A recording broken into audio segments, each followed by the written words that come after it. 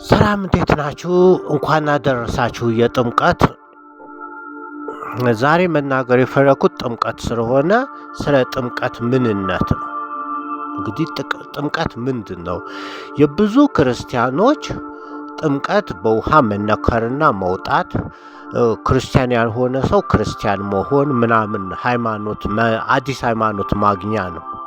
እና የዚህ ነገር ላይ ትንሽ እናገራል። ትንሽ ስናገር ታዲያ ምሳሌ የማደርገው ራሱ ኢየሱስ ክርስቶስን ነው። ኢየሱስ ክርስቶስ ከመጠመቁ በፊት ማን ነው?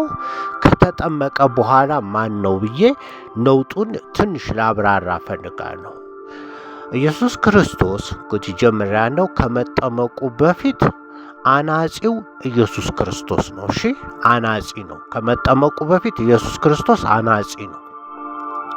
እንደ ማንኛውም ልጅ እንዲያውም የዝሙት ልጅ የተባለ ያደገ ልጅ ነው ማለት በቃ ማርያም ለሌላ ገጽታ ነው የተወለደው ተብሎ ስለሚታሰብ በእስራኤሎች ዘንድ ይሄማ የዮሴፍ ልጅ አይደለም፣ የኔና ሰው ገጽታ ነው እንጂ እሷ አውቃ ነው ኢየሱስ ዮሴፍ የምትለው አውቃ ነው እንጂ ይሄ ለሌላ ከሮም ወታደር ወይ ከምናምን የተወለደ ልጅ ነው ብለው ነው የሚያስቡት የአካባቢ ሰዎች በዚያን ጊዜ ማለት ነው። እና ማን ነው ኢየሱስ ካላችሁ ከመጠመቁ በፊት እንደኔ እንደናንተ እንደ ጎረቤታችሁ እንዳለው ሜዳ ላይ እንደምታዩት ልጆች ሁላችንም የአባት ስም አለን። አባታችን እርግጥ ላይሆን ይችላል፣ ትክክለኛው አባታችን ላይሆን ይችላል። አባታችን እናታችን ነች የምታውቀው። እንደዚያ የሚጠረጠር የአቶ ዮሴፍ ልጅ ነው ኢየሱስ። ኢየሱስ ክርስቶስ በልጅነቱ ጭቃ አቡክቶ ወፎች ያበራል፣ እንደዚህ ያደርጋል፣ በጨረር ላይ ይላመዳል ምናምን የሚለው ፉገራ ነው፣ የፉገራ ታሪክ ነች። እሺ፣ ኢየሱስ ክርስቶስ ከ33 ዓመቱ በፊት ምንም ማድረግ አይችልም። መጽሐፉም ይናገራል። የመጀመሪያ ታምራቱን ያደረገው ከተጠመቀ በኋላ ነው። ከተጠመቀ በኋላ እንጂ ሳይጠመቅ ምንም ነገር አያደርግም። የመጀመሪያ ታምራቱ የሰርግ ቤት አነቀና የሚጠጣ ማለት ነው። ወይኑን በቃ ዝም ብሎ ውሃውን ወደ ወይን ቀየረናቸው። በቃ ፈታ በሉ፣ በቃ ተጫጫሱ፣ ቅዳልኝ ምናምን አለና ኢየሱስ ፈታ እንዲሉ ያደረጋቸው ከተጠመቀ በኋላ ከ30 ዓመቱ በኋላ ነው። ከመጠመቁ በፊት ተራ ሰው ነው ኢየሱስ። እንግዲህ ምንድን ነው ጥምቀት? ወይም እንግዲህ ጥምቀት ምንድን ነው ካላችሁ ኢየሱስ የእግዚአብሔር ልጅነትን ያገኘበት መንገድ ነው። እንግዲህ ምንድን ነው የሉቃስ ወንጌል ምዕራፍ 10 ይሄ የግዕዝኛ ቁጥር ይከብደኛል። የግዕዝኛ ቁጥር ይከብደኛል ኖ የሉቃስ ወንጌል ምዕራፍ 1 ከቁጥር 30 ጀምሮ ስታነቡ ምንድን ነው የሚለው? ምን ይላል? እነሆ ትጸንሻለሽ፣ ወንድ ልጅም ትወልጃለሽ፣ ስሙንም ኢየሱስ ትይዋለሽ። እርሱ ታላቅ ይሆናል ገና በኋላ ነው ይሆናል፣ የልዑል ልጅም ይባላል። ጌታ አምላክም የአባቱን የዳዊት ዙፋን ይሰጠዋል። እንግዲህ ፊውቸር ቴንስ ነው የሚናገረው። በያዕቆብ ቤትም ላይ ለዘላለም ይነግሳል፣ መንግስቱም መጨረሻ የለውም ይላል። እንግዲህ እዚህ ጋር ምንድነው የምታዩት? የተወለደው ልጅ አሁን ባለው ሁኔታ ፕሬዘንት ቴንስ፣ አሁን ባለው ሁኔታ ትልቅ አይደለም፣ ኖርማል ልጅ ነው። ለወደፊት ግን ታላቅ ይሆናል ነው የሚለው። እዚህ ጋር የምታዩት መጀመሪያ የነበረው ኖርማል ልጅ ነው። ከተጠመቀ በኋላ ግን ኢየሱስ ሌላ አይደንቲቲ እንደሚኖረው ይነግረናል። ሌላ ቦታ ላይ ደግሞ ምን ይላል? ከመንፈስ የተወለደ መንፈስ ነው።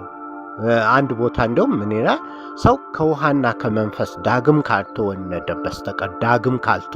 በስተቀር ሰው ከውሃና ከመንፈስ ዳግም ካልተወለደ በስተቀር የእግዚአብሔርን መንግስት አይወርስም ይላል። ከዛ በኋላ ሰው ከውሃና ከመንፈስ ከተወለደ በኋላ አዲስ ፍጥረት ነው ይላል።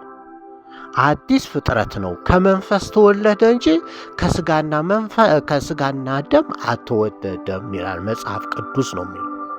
ከፈለጋችሁ ለፈለገ ፓስተር አስመርምሩ፣ ለፈለገ ቄስ አስመርምሩት፣ መጽሐፉ እንዲያ ይላል። የኔ ቁጥር እኔ በቃ አንዴ ታሪክ ማንበብ እንጂ እንደዚያ ግዴ ነኝ።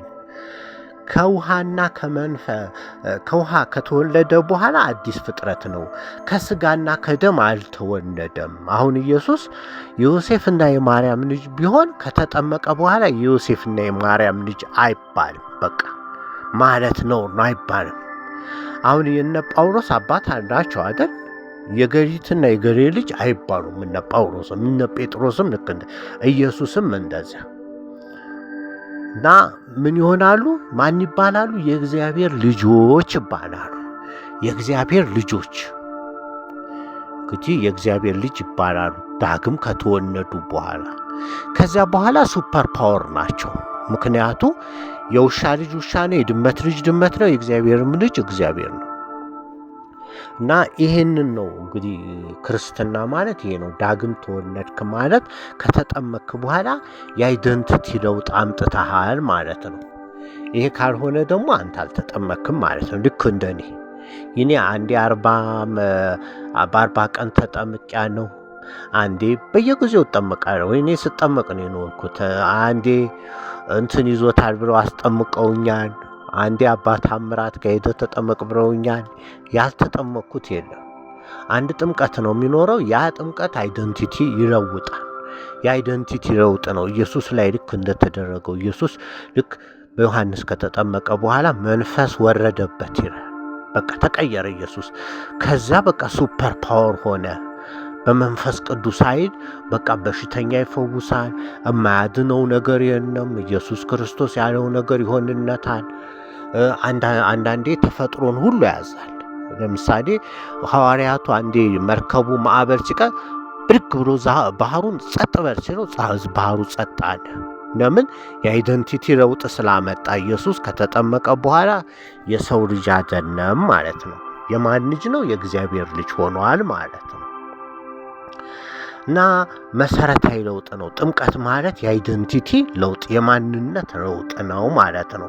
ስጋዊ የነበረው የገሪትና የገሪ ልጅ የነበረው ምን ይሆናል? የእግዚአብሔር ልጅ ይባላል። እንግዲህ የእግዚአብሔር ልጅ ማለት አማልክት ሆነ፣ አምላክ ሆነ ማለት ነው። ኢየሱስ ክርስቶስ የመዝሙረ ዳዊት ላይ የተጻፈላችሁ አለው አይደለ? እግዚአብሔር በአማልክት ላይ ይፈርዳል። መዝሙረ ዳዊት ምዕራፍ 82 ላይ እናንተ እንደ ሰው ትሞታላችሁ ምናምን ይልና መዝሙረ ዳዊት ላይ እኔ ግን አማልክት አልኳችሁ ሁላችሁም የልዑል ልጆች ተባላችሁ ይላል መዝሙረ ዳዊት ላይ። እንግዲህ ይሄ ከሉቃስ ወንጌል ላይ ካለው እንግዲህ ምዕራፍ 1 ቁጥር 30 ላይ የልዑል ልጅ ይባላሉ ይላል። ኢየሱስ የልዑል ልጅ ይባላል። ስለዚህ ኢየሱስ አማልክት ከሚባሉት አንዱ ነው። እዚህ ጋር መርሳት የሌለብን እግዚአብሔር ብቸኛ አምላክ ነው። እግዚአብሔር አይወልድም አይወለድም። ግን ብዙ የጸጋ ልጆች አሉት። እነዚያ የጸጋ ልጆች አማልክት ሊሆኑ ይችላሉ። እንግዲህ ኢየሱስም እንዳለው እኔ የማደርገውን በእኔ የሚያምን እኔ ባስተማርኩት ትምህርት ነው። ታዲያ እዚህ ጋር አደባልቁ። በተለይ ጴንጤዎች በኢየሱስ እመን አትበሉ።